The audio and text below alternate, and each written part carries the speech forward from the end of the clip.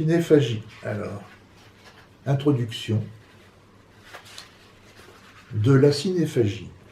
Pour présenter mon opuscule prémonitoire sur la catastrophe féministe 2018, j'entamais le prière d'insérer en me définissant comme baby-boomer, 68 arts, érotomane, cinéphile et cinéphage.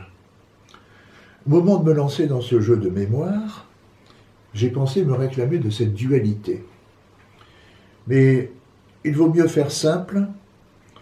Faut-il opposer cinéphilie et cinéphagie? L'une serait-elle noble et l'autre vulgaire?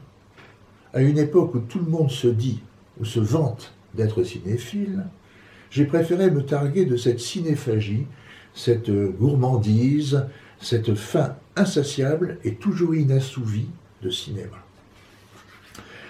Alors, premier chapitre, une enfance audomaroise. Les audomaroises sont les habitants de Saint-Omer. Pourquoi le cinéma?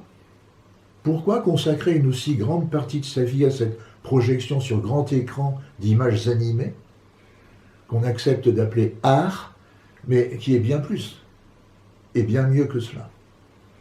Pour répondre à cette question vertigineuse, il faut remonter loin dans le passé. Comme tout le monde, mon premier film a été Blanche-Neige et les 7 nains. Il serait emphatique de parler d'illumination, voire de chemin de Damas, mais ce fut en tout cas un émerveillement. J'ai grandi dans une petite ville qui n'avait rien de folichon, provinciale au sens le plus péjoratif du terme. Ce mot hideux de province, comme disait André Malraux en inaugurant la maison de la culture d'Amiens, au grand scandale d'un de mes oncles qui habitait cette ville.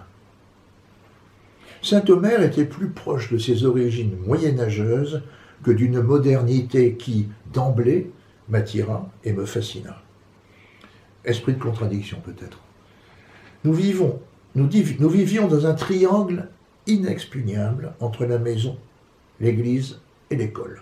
La maison, dans un quartier très calme, pour ne pas dire mort, mais toute la ville ne l'était-elle pas? On en sortait seulement pour aller vers les autres sommets du triangle. On se représente mal aujourd'hui ce que pouvait être ce milieu pétri de traditions, figé dans un catholicisme rigoureux, pour qui toute forme de plaisir était a priori suspecte.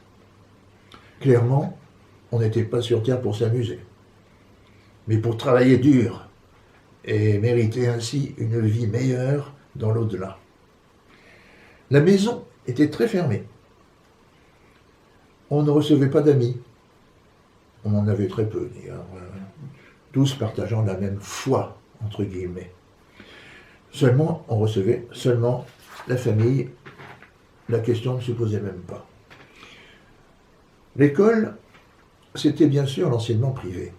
L'école Notre-Dame, tenue par les frères des écoles chrétiennes, à 3 minutes de la maison.